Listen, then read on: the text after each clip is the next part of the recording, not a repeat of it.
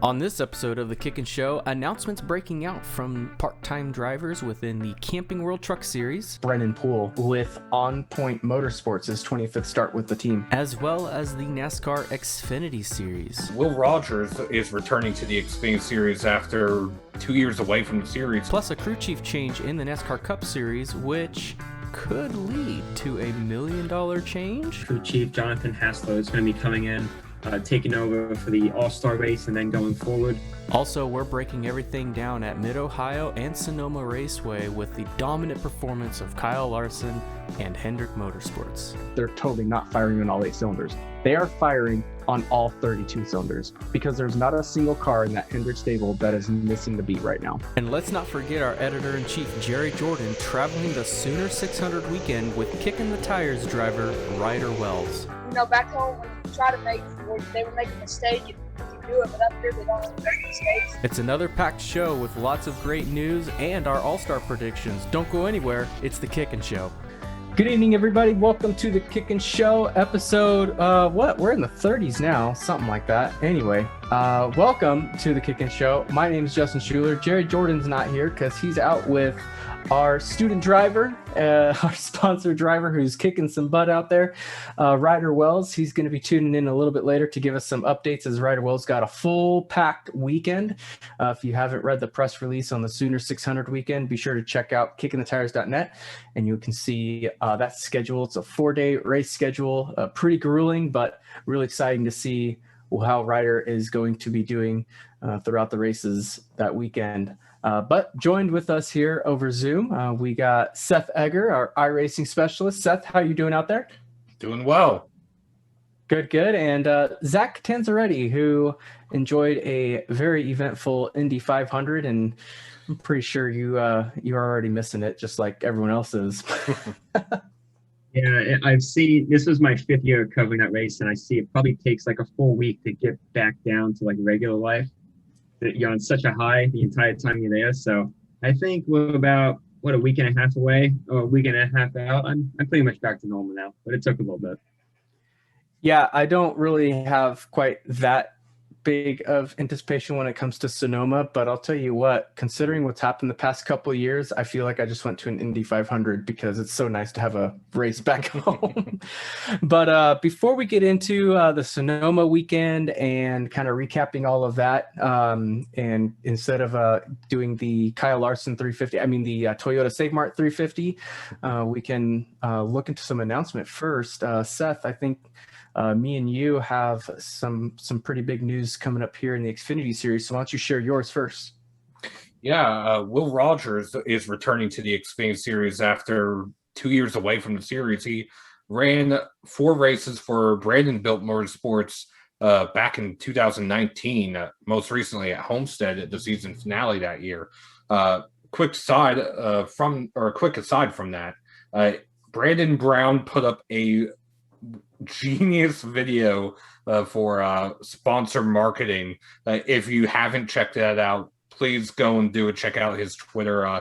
His number 68, as he worded it, is for sale for sponsors.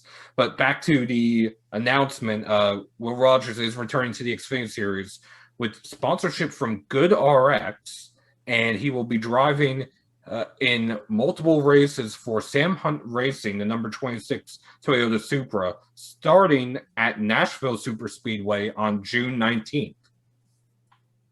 He joins, they've had quite a few drivers this year. Grant Enfinger, Santino Ferrucci, Colin Garrett, Brandon Godovic, John Iron Nemechek, and Chris Wright. And maybe by the time Will gets into that car, they'll be out of their slump. The last 4 races or so have been all DNFs due to crashes. So maybe he can turn that around. Yeah, and Will's also racing for a really good cause too. Yes. That's kind of, I think that's cool is when you see these young drivers take that initiative to go a step above and beyond than just finding a sponsorship, but also finding a cause to race for. That's super inspiring for a lot of people in the sport, whether it be older fans or younger fans or even younger drivers up and coming, right? So yes, Will at 3 years old was diagnosed with a chronic liver disease. I'm not going to try to pronounce it because I know I will butcher the pronunciation, but it's PSC, and he is basically driving, using his platform to try to end liver diseases for himself and around the world. And he also founded the Will Rogers Liver Health Foundation, which is a 501c3, which raises awareness for different liver diseases, including hepatitis C, through racetoendhepc.com. Yeah, and it's a solid card too. I mean, we mentioned they're going through a little bit of a difficult run lately, but I feel like what we saw from Santino. I mean, he's a brand new driver coming into NASCAR. For him to get into that car and have top 15 speed at times, I mean that shows what that car is capable of. And I know Will's really talented. I'm hoping that there's some road courses on his schedule, if they've announced that or not, because we've seen him in the ARCA East and West Series, and he's got multiple wins. And I mean, he's a good oval racer as well. He had opportunity with, I believe, Ken Schrader, the number 52 part-time ARCA a couple years ago, but really haven't seen him a whole lot since. So for him to get into an Xfinity car that's got some potential, we'll see. But it's just a lot to learn when you don't have consistent seat time like he's had. They haven't announced the rest of his schedule yet, although he did hint at a road course or two being on his schedule, which, if you know Will Rogers, he is excellent on road courses.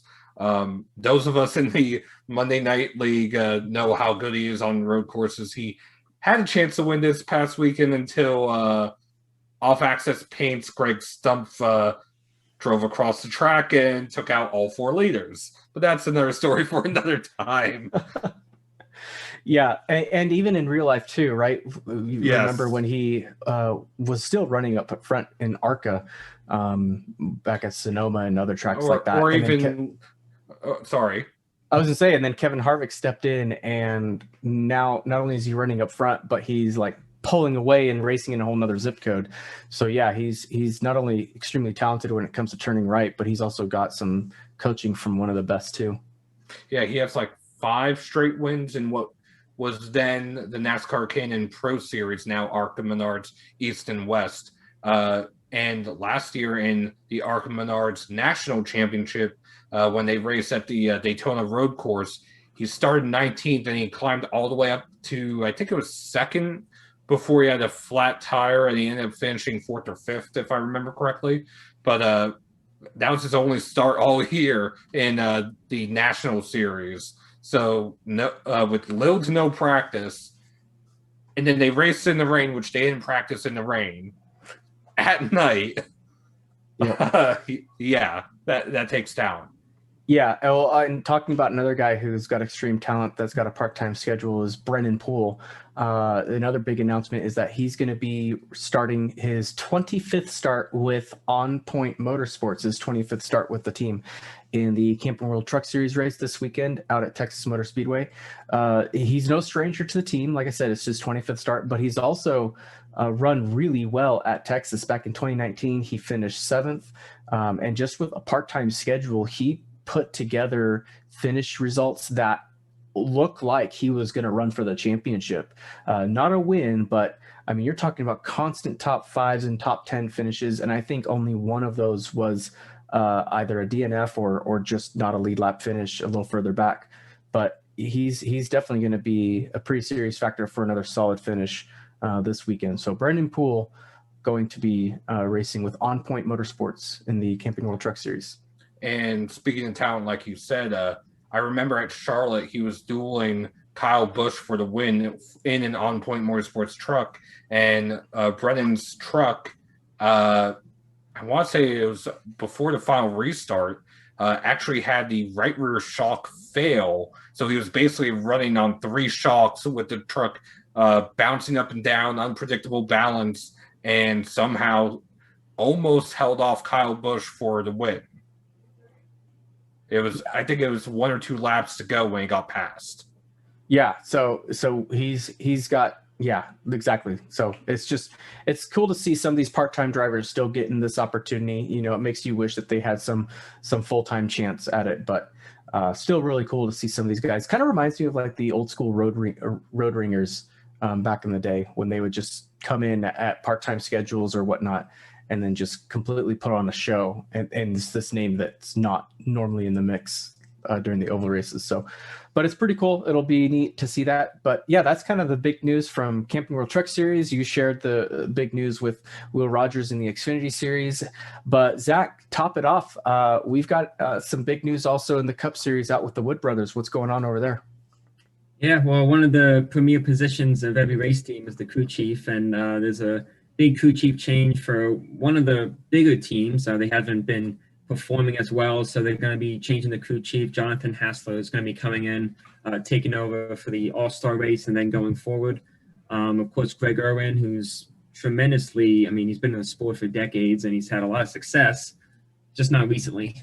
So, I mean, that's always one of the big changes we see when definitely a high caliber team who knows that they can do better. That's one of the positions that they generally move around. They go to they'll go to engineers, they'll go to pit crew members, or just whoever. But the crew chief is he's the guy.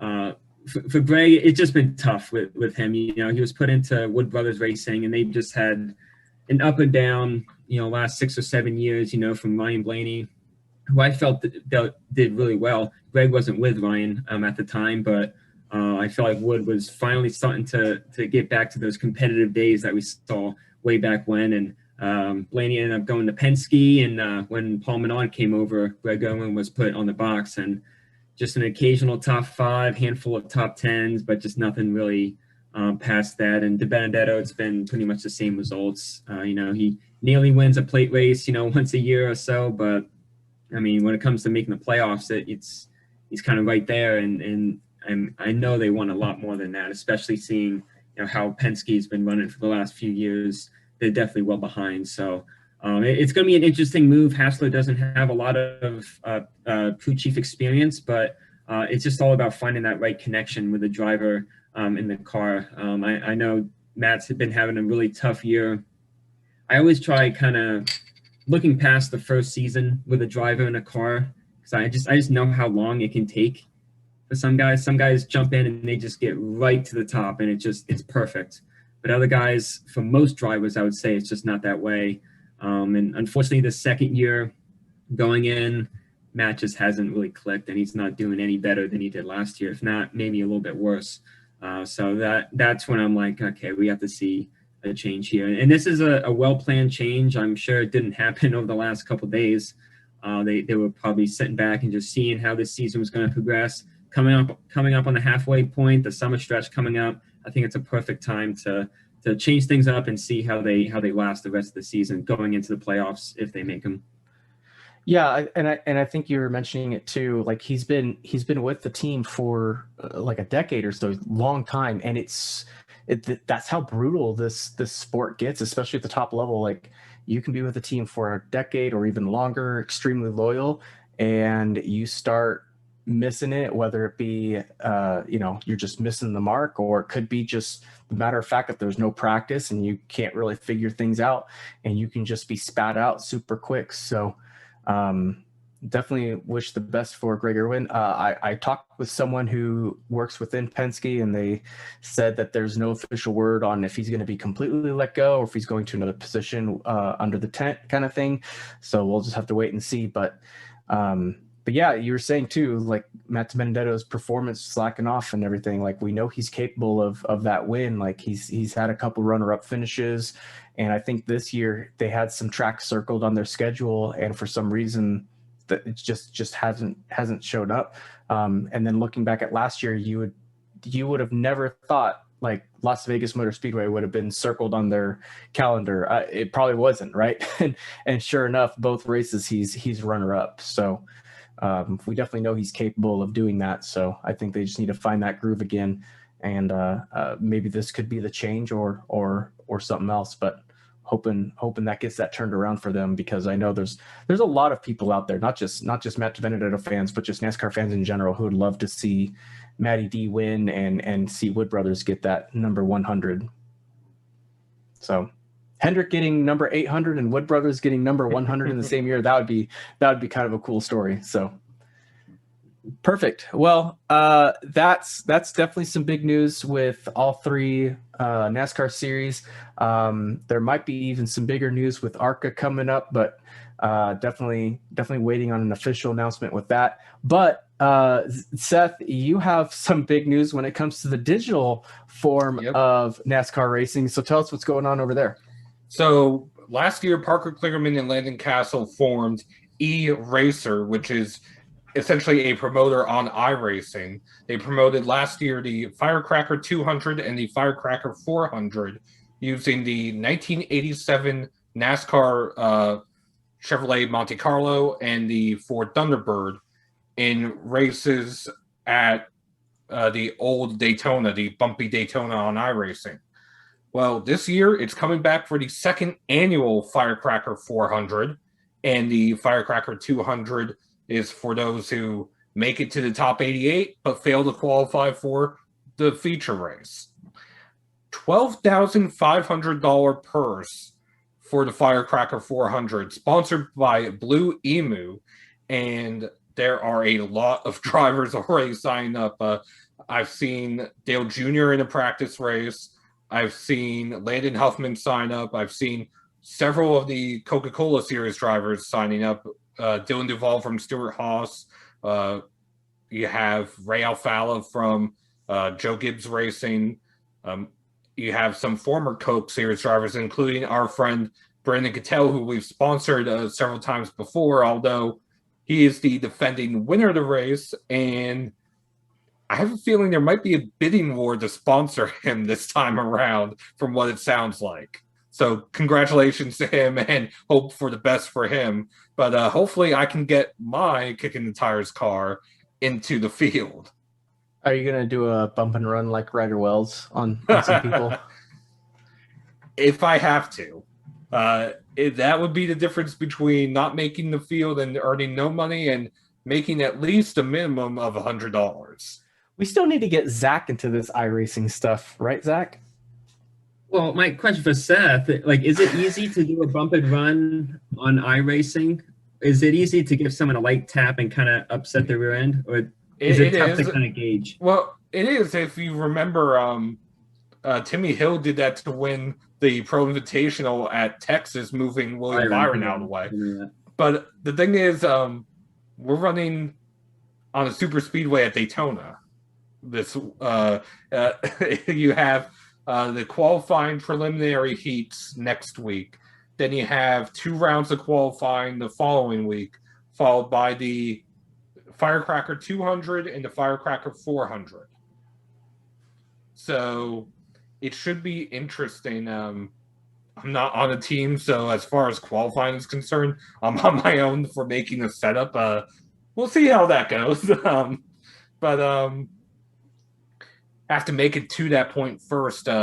And earlier this year, I had to back out their big money race, the Carnomaly 500. I opted to spend some time with Mom instead of focusing on trying to practice, qualify, and race, and use the credit I paid for that towards the Firecracker races this week. I'm very thankful that Parker and Landon were so understanding about that earlier in the year.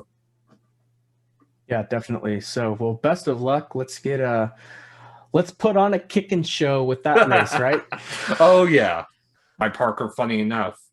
And it was a fun race. I'll be honest, I qualified mid-pack. It had been about 5 years since I ran that car and track combination.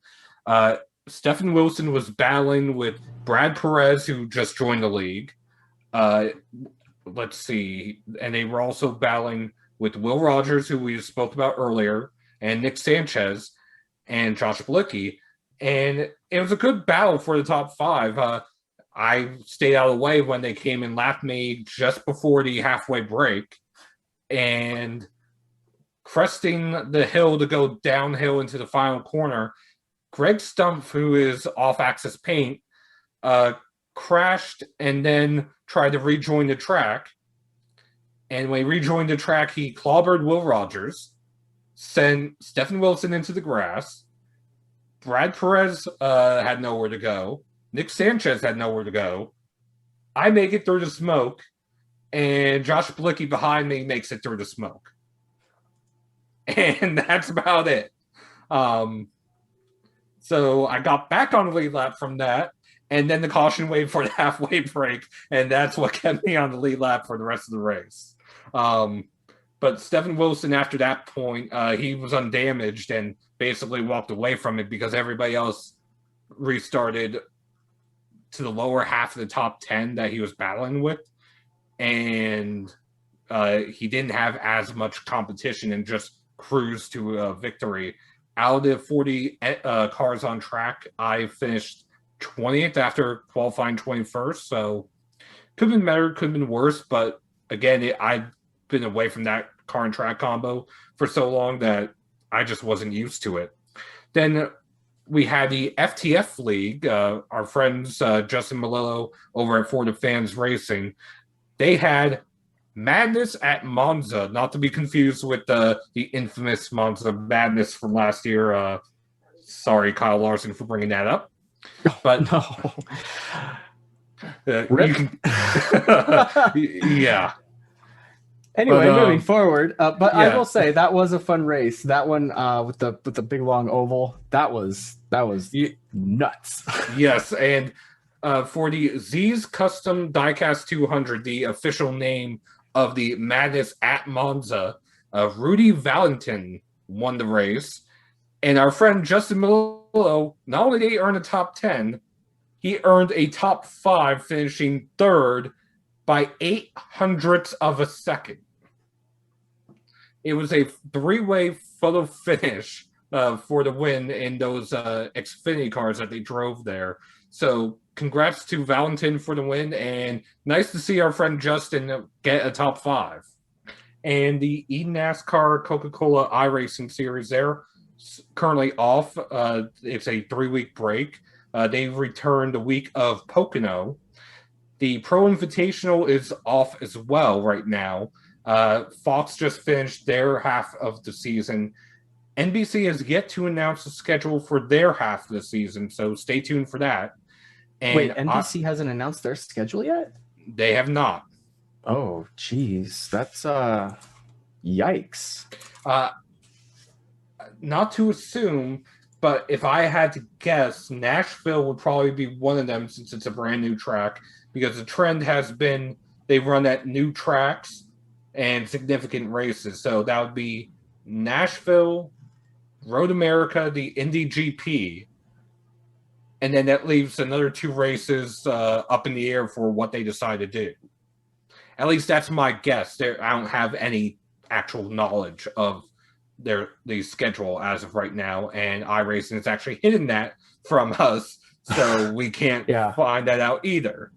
Yeah, that makes sense. I know Fox is doing the All-Star race this weekend. Yes. But yeah, NBC's starting in Nashville. But yeah, gosh, that's not that far away. Well, there you have it, folks. Yep. Got Ryder here. Just got out first heat race and finished his first heat in 5th. Ryder, tell us a little bit about what we're doing with the car and what you're trying to do up here in the Sooner 600 fleet. Right now we're changing up the car. It's a little tight, so we're gonna make it a little bit looser for me. Up here this week, we're just trying to get a win, trying to mess everybody up a little bit. We're not racing for points for this series. We're just trying to get a little exposure to what this series is and trying to get a win, top 5 in the rest of the races, and trying to just get as best as we can and learn about this car. What's Ryder? What's one of the biggest challenges out there? I saw you racing around 5th there. The track seems pretty narrow. Like, what's probably the biggest challenge for you to get around these guys? Well, they're all really good drivers. So, back home when you try to they would make a mistake and we can do it, but up here they don't really make mistakes. So you got to get around them as fast as you can on starts, or else you're not going to get around them. So it's hard to get around them, especially on this. The banking is really low. It's a really narrow track tonight, so it's really hard to get around in this racing. You gonna plan to do any little bump and runs then, or? I probably will. I'm starting. We don't know where I'm starting, but we're pretty sure I'm gonna start in the B. But we're pretty sure we're gonna start top 6, so we can get our way up. Top 6 transfers to BA. I got to play a tough PR guy here. He's got to go work on the car and get ready. So I got to step in and cut it short, guys. Well, okay. So while I was out in Sonoma, we'll cover that here in a bit. But Zach, why don't you go ahead and break down Mid Ohio, because I heard of. Just tell us what happened out there. Well, I just watched the race and then that's all I do is just watch the race. I love Mid Ohio. I think it's such a super racy racetrack. You know, we even saw a pretty solid ARCA race when it came to the battles up front and inside the top 5. Just how the corners are built, like you're able to go from one corner to the next, and they all kind of wave together, and it just leads to pretty tight competition. And I love the Xfinity race. We once again saw all the likes of, Austin Cindric and Allmendinger, and Ty Gibbs was incredible once again. So I really didn't know who was going to win up until the end there. Had a couple late restarts, and Austin Cindric ended up getting tossed off the track, and he was out of it, and that was a shocker. And Allmendinger got the penalty on pit road because due to the new pit road rules and how they're doing it just a couple times this year. He got penalized, and that led to just one of the best shows. Wait, so Allmendinger's penalty on pit road, what was that? I believe he didn't spend enough time on his pit stop. Wait. So you're saying his pit crew was too fast with their pit stop from pit entrance to pit exit under green, which was fuel only under green. That's all that was allowed, unless you had a cut tire. That was the only exception. You had to spend a minimum of 50 seconds. 50. Take a stab as to how long. Take a stab as to how quick AJ was on pit road. 47 seconds. Yes.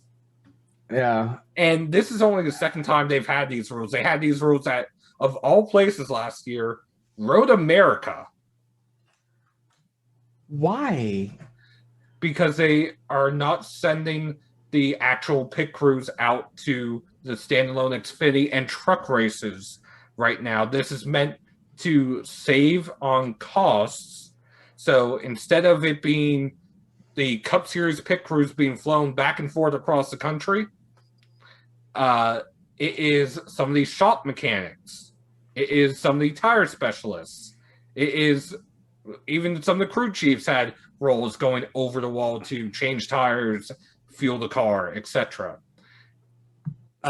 So why not just do a cold pit? So for those who don't understand, like a cold pit means it's like a time slot of 5 to 10 minutes where cars can come down the pit road, change tires, make adjustments, fuel the car, do whatever they need to, and then you come back out in the order that you came in. So you don't lose or gain any spots. The only way you can gain spots is if you decide to not come down the cold pit, but you're not racing for position in a cold pit. ARCA does that. The ARCA West Series did that at Sonoma. A lot of local tracks do that whenever they have like longer endurance races. And so that's a cold pit. A hot pit is what you see in the NASCAR Cup Series when drivers come down pit road, whether under green or under yellow. They go down pit road as fast as they can, quote unquote, because of the speed limit, right? But you change tires, add fuel, make adjustments, whatever it might be. Unless there's a competition caution, then you can't fuel the car before that, fuel the tire. Wow. But that's what a hot pit is. And if you've been to a track and you've gotten infield passes, that's what your cold and hot passes mean. Means that you're allowed whenever the pit road is cold, meaning there's no racing action on pit road, or the hot pass means you're allowed to be out there on pit road access. So let's just help break it down. But this is the Xfinity Series. What are we doing? Well, wait. Let me. That's what was under green. Under yellow, you cannot fuel and change tires on the same stop. So you could only do one or the other. You were not going to lose positions under caution unless you only pitted once. If you gain all those spots. Yeah, then you gain all those spots. So it was a modified it was like a blended hot and cold pit. Ay, ay, ay. And again, this was used at Road America last year. It was supposed to be used last year also at Mid-Ohio and at Iowa, but because of the COVID, the schedule changed. For the Truck Series last year, it was supposed to be used at Iowa, in Canada, and at Gateway. Well, again, because of COVID, 2 of those 3 changed. We saw it at Gateway, and we're going to see it at Gateway again this year for the Truck Series. All right, whatever. I'm sorry. I'm not a fan of that. It's like trying to say, well, college ball is like one step below NFL. So you can only score a certain amount of touchdowns and you can't let your score get too far ahead of the other team. This is college ball we're talking about. This is the Xfinity Series. If it's ARCA, I totally get it. Totally understand. But come on, this is the Xfinity Series. I'm not a fan of it. Well, what about the Truck Series then? Because the Truck Series, I'm just playing devil's advocate, but the Truck Series is kind of that step between Xfinity and ARCA. I think I'd be okay with that. I think if the Truck Series did that with a couple select races, because like you said, it's that step between ARCA and Xfinity, and I think it's still kind of like that mid-novice tier of driver development versus like Xfinity is like your beginning level of the pros. Like that's what separates these series, right? So you have the Truck Series, which is the more advanced amateur or novice level, right? Because that's, like I said, one step above ARCA and then one step behind Xfinity. So I think that would be okay if we did that for some truck races, unlike ARCA, where we do it for most of their races, if not all of them, in some of the East and West divisions. But yeah, in Xfinity, no, you can't. I don't think we should have that. We can't have that. Like that's because Xfinity should also be something, and this is just my opinion. Here's something that NASCAR should look into. I don't think you should have any of the same pit crew members in Xfinity and Cup, because I don't think the Cup pit crew members should be coming down to Xfinity. I think it should all be like at the beginning of the year, you sign up your team just like just like NFL, right? If we're going to go into this whole like stick and ball sport kind of thing with playoffs, let's do this. At the beginning of the year, you sign up your roster of your team members for your specific car number, right?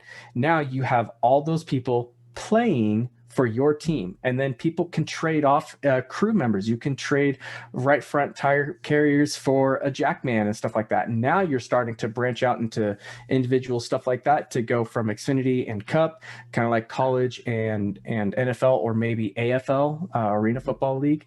Like that would be, I think that would be huge. That would be pretty cool thing to see. I'll play devil's advocate again then. If we're going to do it in a stick and ball style, would a crew member being sent from the Cup Series down to the Xfinity Series be like someone from an MLB team being sent back down to AAA? That's a good point. And then I would probably counter that with, you don't see like an NBA player going back to college ball or something like that. But I could see that because there's not really an affiliate AAA team with football. So I mean, maybe there is with the AFL. I don't really know, but yeah, that'd be a good point. I'm not sure. And these are the same arguments that are used about Cup drivers going down to the the Xfinity Series or the Truck Series. Yeah, no, I pretty much agree. I mean, I'm okay with Cup talent going into Xfinity, but I think from like the last few weeks, we've seen the beauty of Cup talent and Xfinity in that these Cup drivers are helping out small teams. Like I feel like the crew members, they can do the same thing. If they can compete in Xfinity, go to BJ McLeod Motorsports, go to Jordan Anderson. Like that's what we saw from Tyler Reddick.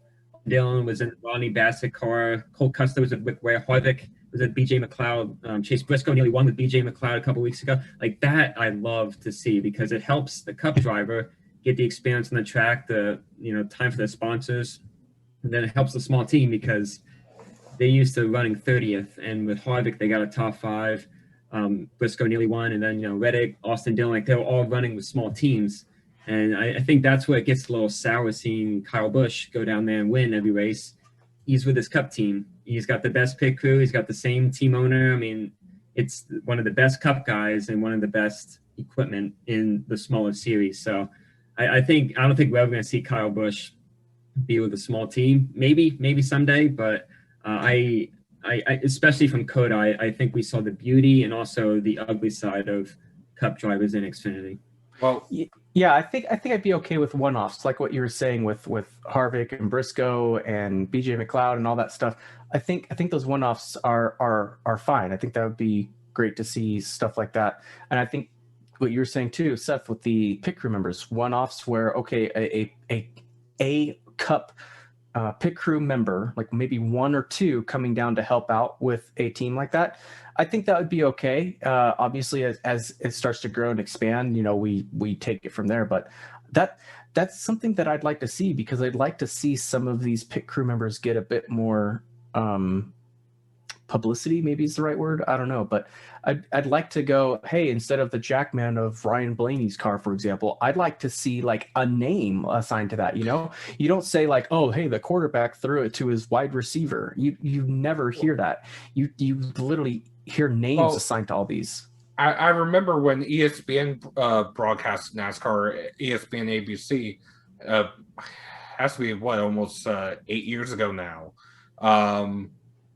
They regularly had a camera on a pit crew member, and most weeks, at least in the Xfinity series, little helmet cams. Yeah, and most weeks in the Xfinity series, if I remember correctly, it was Mark Hollywood Armstrong, who was I want to say a tire changer, if not a tire carrier, for Rusty Wallace Incorporated.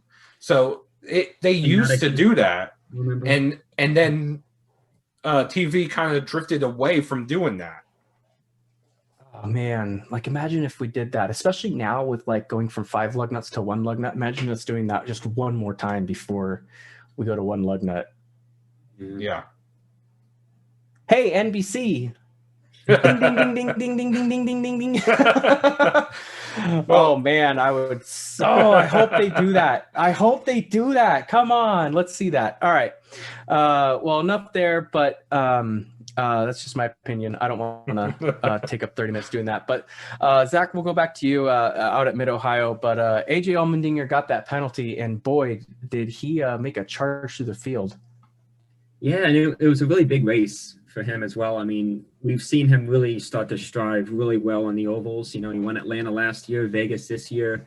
He's clearly the leader, at least in my opinion, the leader of the team. Jed Burton's doing well, but AJ, with his experience, I mean, we come into a track like Mid-Ohio, you just know he's going to be a contender, and kind of started mid-pack a little bit and just got better and better throughout the day. Got set back all the way to the back, and I forget who said, but someone called it. It was Mike Shank, who came from Indianapolis, and he came out to Mid-Ohio just to support AJ because he's raced for him for a long time. They're really good friends, and he's like, he's going to get back to the front. He's going to win this thing. And I forget who was in the booth, but they're like, I don't think that's going to happen. And AJ went out there, and he just did what he did, and it's a home race, I believe, for either Matt Collig or one of his sponsors for the team. They go out and they get a 1-2 finish with Justin Haley. And that was the first top 5 for Haley this year. He's been super, super quiet. We know he hasn't won outside of a plate race, and I know he really wants to get that, off his chest. He was close this time, but didn't get it done. And Ty Gibbs, yet another top 5. I think only once he hasn't finished in the top 5, and that was when he had like pit road penalties at Darlington. Andy Lally, a top 5. With the Hour Motorsports team, which has been such a great surprise this year. Brett Moffitt, I really wish he ran for points from the beginning of the year. I'm sure he would be sort of in that playoff situation. And, he ended up getting a top 5 with Lally, so that was great. And it just had a nice overall feel to it. I just really loved the competition there. It seemed like a lot of fans showed up, if it was just, Xfinity race, then ARCA the day before. Anytime IndyCars race there, they show the grassy land, and there's just chairs everywhere, and people just having a good time. So that was big for them. And certainly one of my favorite road courses of the year because it just leads to a lot of fun moments, and that's what we saw all weekend. Well, just to add to Ty Gibbs, and I'm not trying to hark on Riley Herbst, but I am going to bring this up. In 7 Xfinity starts, Ty Gibbs had 6 top 5 finishes. In 56 Xfinity starts, Riley Herbst has 6 top 5 finishes. Yeah, and in 100 Xfinity starts, Daniel Hemrick doesn't have a win. Yeah, I was going to say there's that too. Start. It took Ty Gibbs 1 start. Now, then again, not many people win in their first start. I think Ty is a really exceptional talent. You can do anything in ARCA. That's what's a little something for me. I don't, I take that series seriously.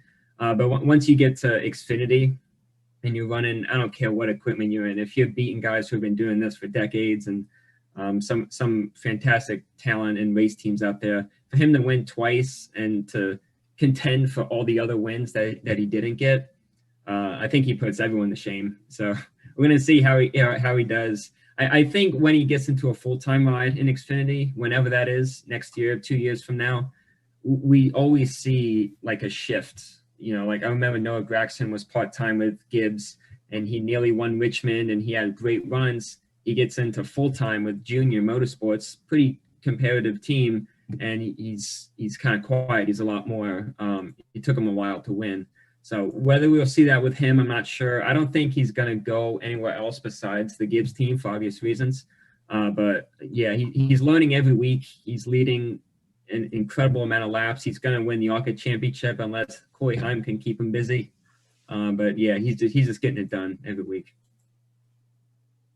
Yeah, I mean, Josh Berry is one you can toss into there too. Very recently, is someone who, if he had a full-time ride, I mean, heck, if he were going for points, he'd be having one of the playoff spots right now. So, but yeah, so that's what happened out there for you guys. Out here, it was we raced at Sonoma. I'll start with the ARCA race first because a buddy of mine who I've raced with in karting is running full-time in the ARCA Menards West Series. Running second pretty much all day. Actually started on pole, and when he got out of the car and found out he got that hot lap and was right at the top of the board, beating Chase Briscoe, Zane Smith. He had a big old smile on his face, and it came down to pretty much the session had a yellow flag, and they only literally had enough time to do 1 lap, so he had just that much time to. It was super close for him to just nail down a perfect lap for himself, but he got the job done. And here's what he shared after the race, or after the qualifying session before the race. Oh man, it feels amazing. These guys work so hard for me, and I think we were good throughout practice. This place wears out tires so fast, it gets so greasy. I think we were in some traffic early on in the tire life, and we kind of missed that fast lap, but I was pretty confident that when we put new tires on, we were going to have a good shot at the pole. And we really played it out pretty well with the timing and getting a good space on track. And I was able to lay it down, and now we'll go play for 50 laps and see if we can hang on. Now, not only that, but you tested a little bit up at Button Willow. I heard you ran some pretty quick times there, a few seconds quicker than most. How did that make you feel going into today? Obviously, it was a huge confidence boost to be able to have a good couple test days. And I mean, I've just been waiting for this day to come for so long now, so I'm excited to be here. So a great qualifying run for Jake Drew there in the number 9 car. And not only that, but the Sunrise Ford was running pretty much second all day to Chase Briscoe. But it wasn't one of those where like the Cup drivers just kind of get into the ARCA race and just take off. He literally kept Chase Briscoe honest all race long. I think the furthest back he ever was at one point was just a little over 2 seconds. So right on his tail, really. If Chase had made a mistake, he would have been able to maybe get by him or something like that. And this is the first time Chase has ever been on the track too. He said it's the first time he's ever been on Sonoma, so some extra seat time for him to get into a stock car for the Cup race. And I think that definitely turned what could have been a challenge for a top 20, and he definitely put in a good run for a top 15 in the Cup race on Sunday. But for Drew, it was a good race overall. Unfortunately, pretty much got pinballed there at the end. And here's what he had to say about the end of his day.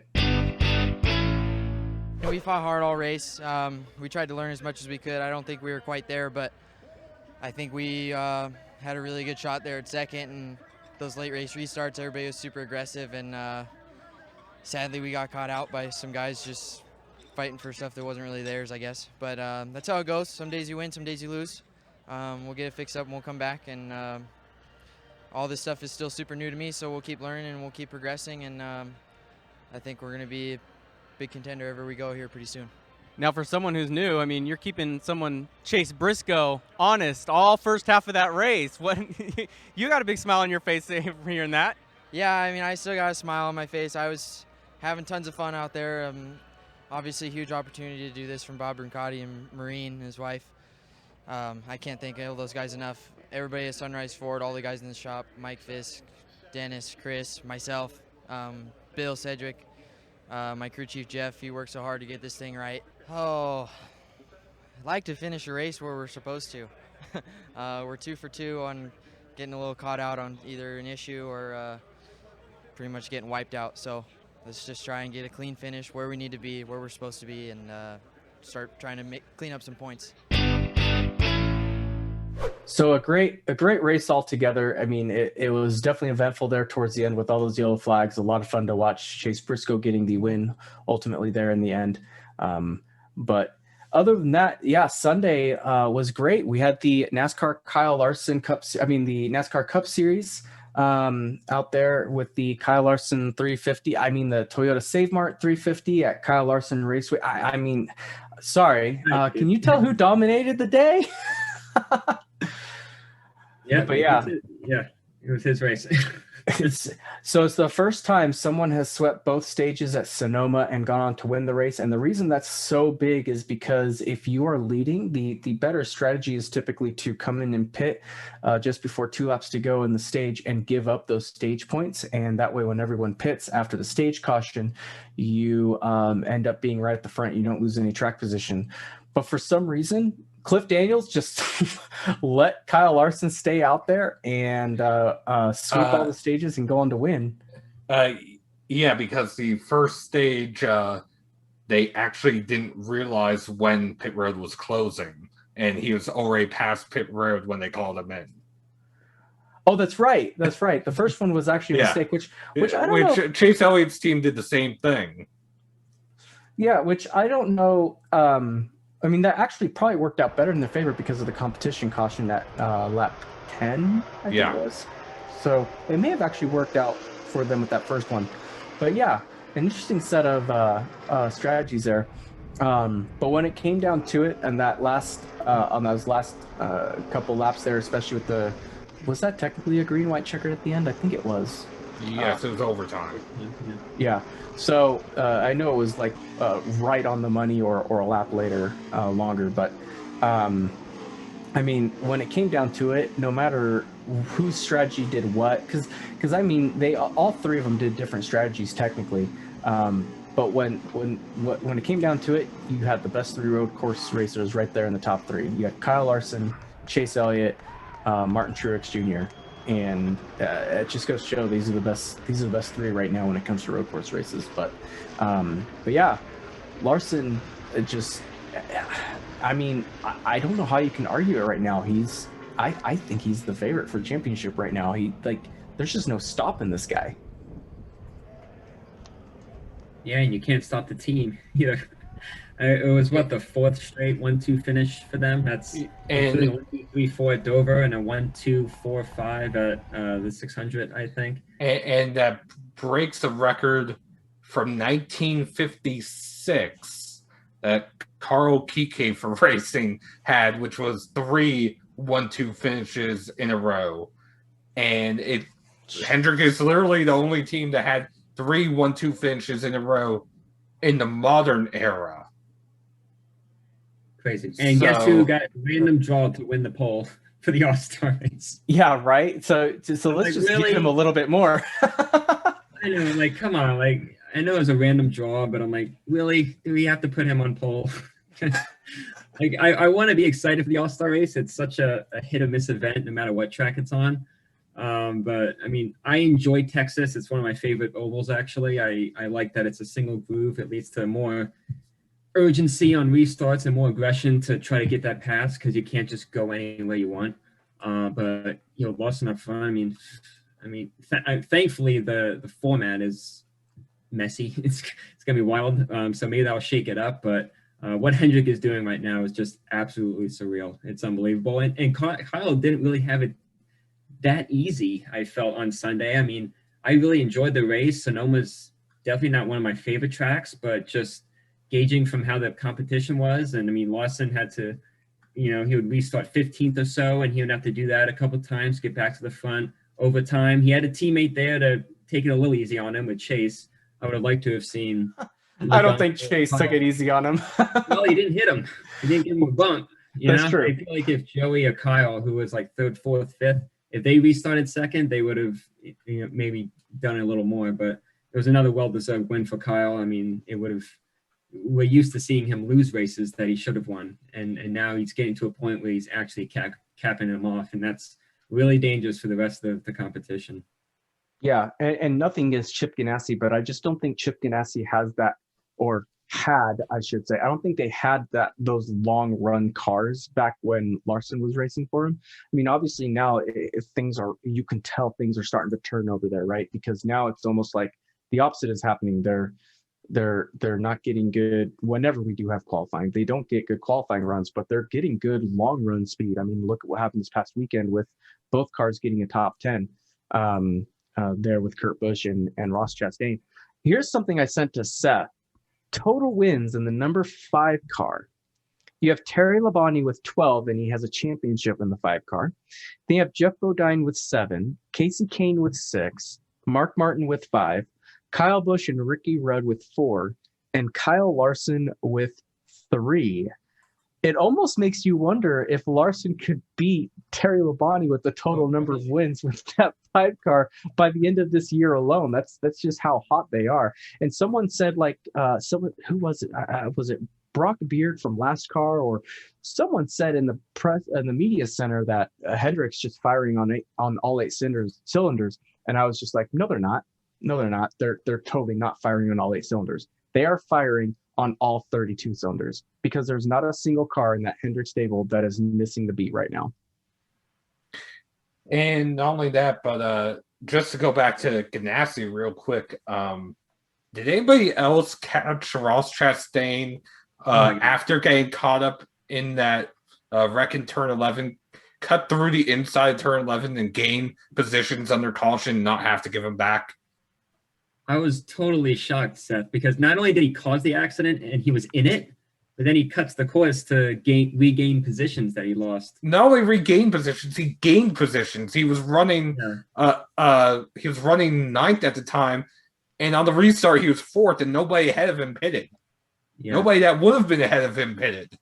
Yeah, and my issue was, like, not only was he involved in the wreck, which usually you have to go to the back, but he didn't even try to get back onto the course. Like, he just went straight. Yeah, there was no attempt to get back on. So it was really, I'm shocked that he didn't get sent to the back for that. And there's so many eyes from NASCAR too watching every little thing. Apparently, the only area NASCAR was policing for cutting the course was turn 6. Turn 6. That's what the official wording was to Bob Pockris. Turn 6. The carousel? Yeah, yes. That's the carousel. Where can you cut that? You cut that? I'm try, sure. Just letting you know what Bob Pockris was told. Because that's what Bob tweeted. Unless you're okay. So I know what you're talking about. So in the crew chief virtual video, they mentioned that if you miss the corner at turn 4, cutting 5 and 6 and using the old layout going back, going around the back part of that hill, through 4A or whatever it is, where we did 4A. Yeah. If you did that and went straight through, no matter if you stopped or whatever else, you were instantly docked 1 lap. That was the rule that was given to everyone in the video. That might be what Bob is talking about. Maybe.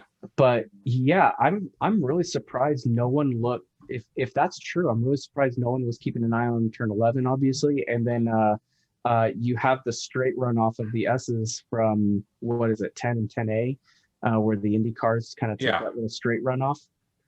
That's also an easy place to cut the track. The 7A turn was different this year from 2 years ago, because we used to go when we raced back up the drag strips, so coming out of the carousel, when you raced up the end of the drag strip going back up the hill, we would take the far 7A turn and then loop hard back on the S's. Now we're taking the shorter 7A instead of the longer 7A, which is the original layout. We're taking that shorter one there too now, which really, if you take the longer way around, you're not really cutting the track. You're giving yourself more real estate to have to cover. But yeah, so that's what Bob Pockers is referring to, was cutting the original loop back around, which I don't think anyone did. I don't think anyone even missed turn 4, because I think 2 years ago someone did miss turn 4. Cody Ware did. So he literally just turned back around and went back on track like normal. Speaking of Cody Ware, man, I feel bad for him with that wreck with Ryan Preece. Yeah, that was, well, first off, that was scary. He came back on the track. It was just a butt clincher, and all of us, like everyone in the media center was just gasping.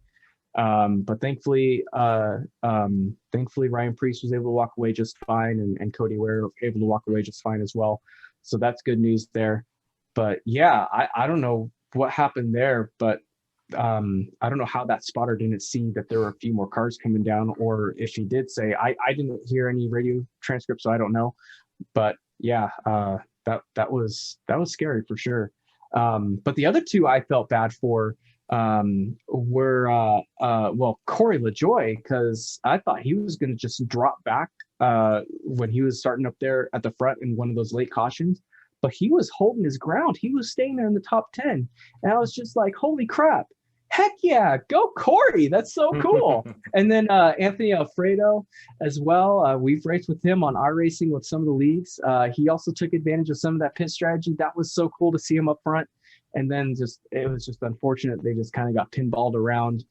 Corey LaJoie down in turn 11, and then I think Alfredo up in turn 7 and 7A got spun around too. So that was really unfortunate. That was a huge bummer to see, but really cool to see some names that don't typically get to stay up front in the top 10, not only running it there, but actually literally holding their ground. They were staying up there, so that was cool to see, and I was hoping for the best for them. But overall, look, I'm just glad we're racing back in California. I've missed it. It's been boring over here. So good day at Sonoma. Kyle Larson taking the win, obviously, in the Cup Series. And I mean, get ready, folks. I think we're getting ready to see some history here with this guy. Because not only that, he won in Cup. He's dominating in dirt, both with the sprint cars, the World of Outlaws, the dirt late models. I mean, gosh, that's a question I want to ask you too. Do you think Kyle Larson is the most versatile driver in our generation right now?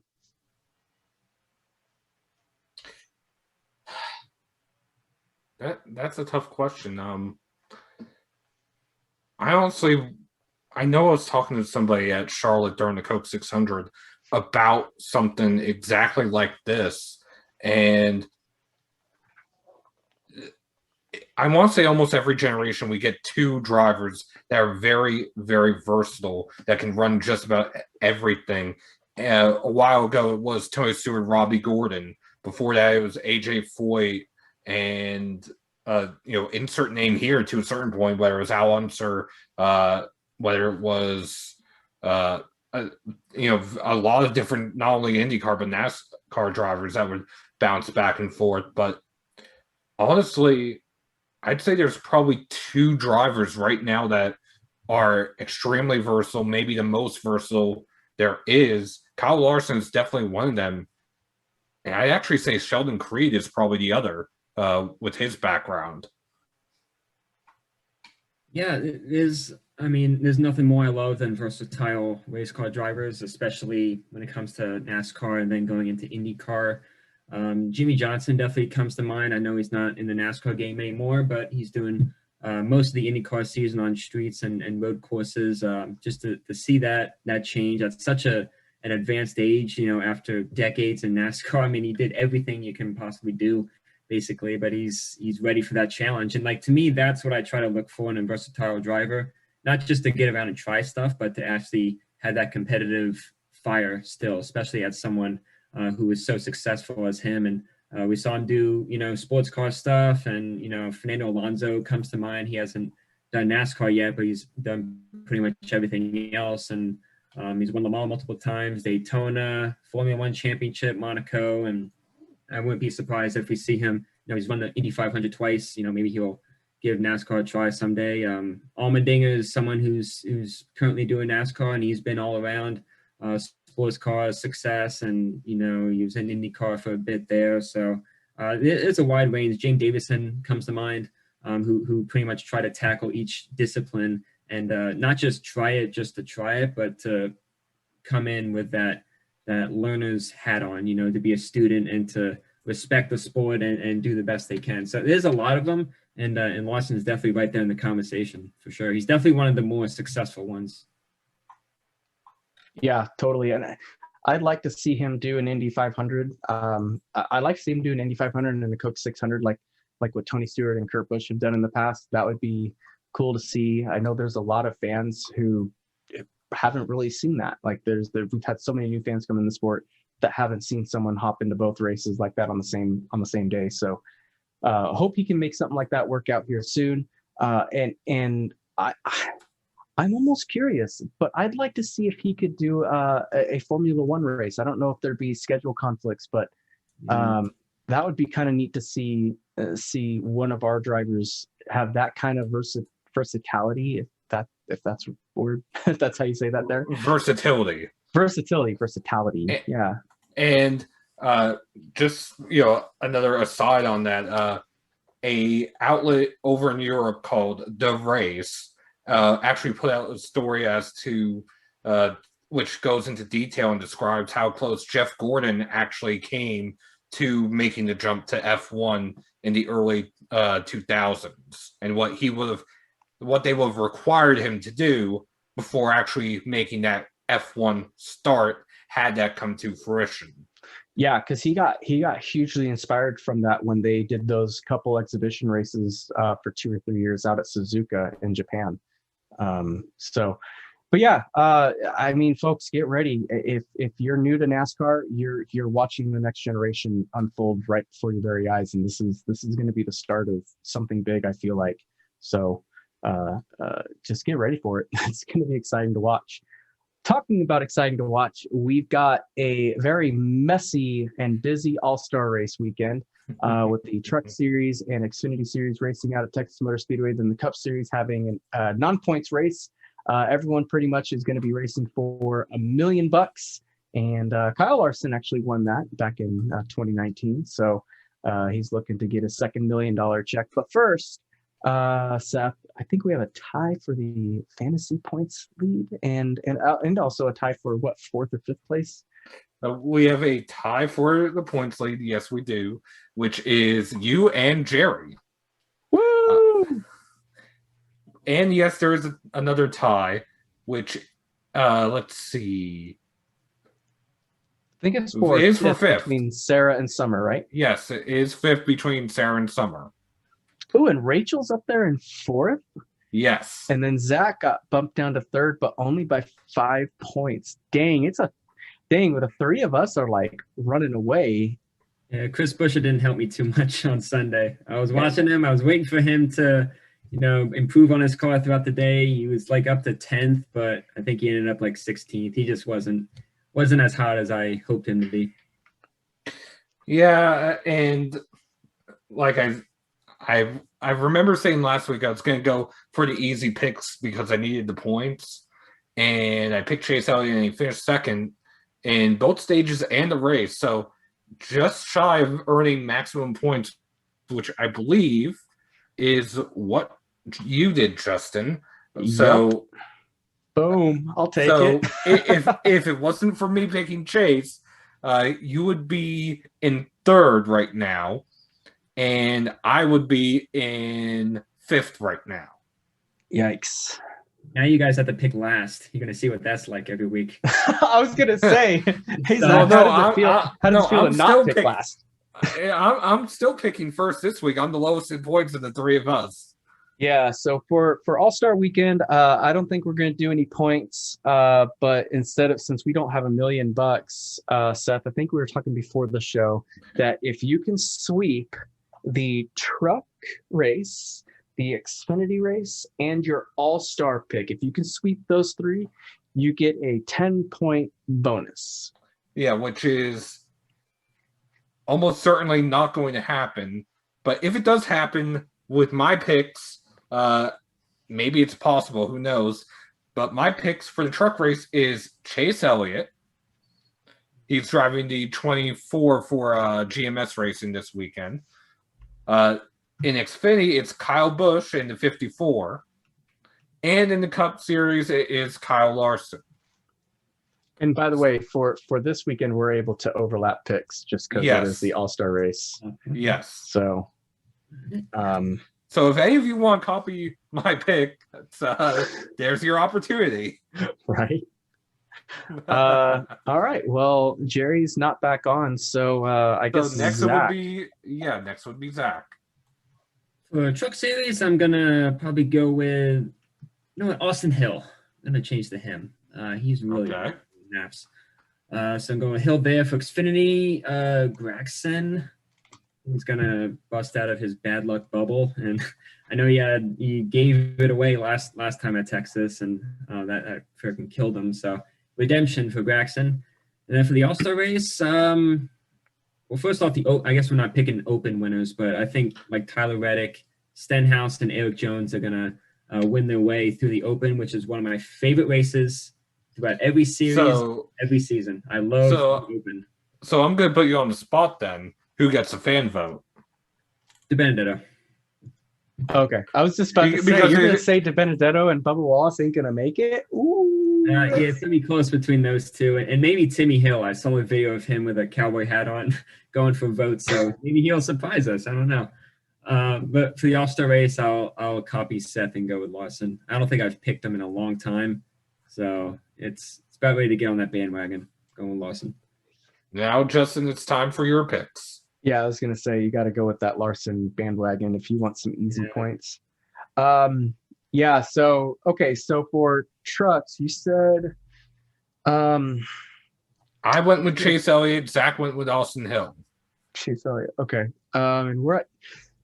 Oh, excuse me. And we're at Texas. Gosh. Yes. You can't go wrong with John Hunter Nemechek at these 1.5-mile tracks. So I'm gonna be the third one out with the truck race and go JHN with that Xfinity. Dang, I'm not sure. I'm gonna say Noah Gragson's gonna get his luck turned around, and he's gonna take the win out there. Even though he's starting pretty far back there, right? Yeah. All right, come on, Noah. Let's pass 29 cars. And I do not want to pick Larson just because I want to be different and I don't mind losing.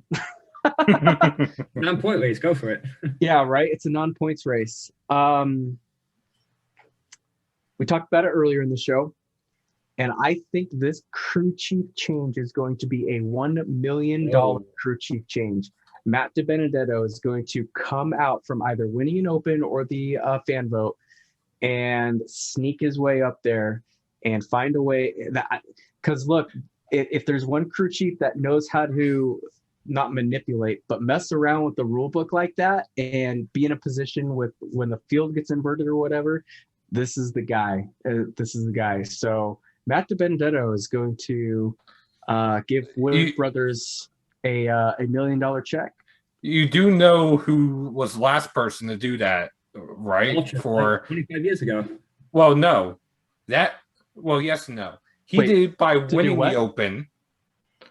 Michael Waltrip won the Open in 1996 and then went on to win the All-Star race. Yep. For Wood Brothers.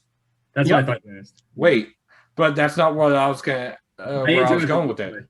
Uh-oh. The only driver to win the fan vote and go on to win, Casey Kane in 2008, if I remember correctly. There you go. It's not 2028, but Well, here's the thing. It was 96, 2008, 12-year difference. It didn't happen last year, but then again, last year was weird as it is. So maybe it'll happen this year. I'm telling you, it's I don't know. Just with this All-Star race, this is going to be someone that I don't think any of us are going to think is going to win it. I don't think Kyle Larson is going to quite walk away from this one for some reason. You're right. Even though it might cost me points, I still hope for just a different winner, please. Yeah, no, and that's what's cool is the All-Star race just has that magic sometimes, right? I mean, heck, 2 years ago, who would have thought Kyle Larson was going to go out and win that thing, and then just out of nowhere in that last run, boom, see ya. So, yeah, but there you go. So, what we have one fan vote winner, and then we have 3 opens, right? Yeah. Yes. So that would make a grand total of a field of 21. Yeah. So then, Zach, you said Eric Jones, Tyler Reddick, and Stenhouse was going to win their opens, and then DiBenedetto was going to get their fan vote. I'm going to say DiBenedetto is going to win an open, Tyler Reddick and Eric Jones, and then Bubba Wallace is going to get the fan vote. I think those are going to be the 4 that are going to be rounding out this field. Seth, who you got? For the open winners, I'm going to start with the open winners. And I'm not saying in the order they're going to win, but I think these are the ones that are going to win.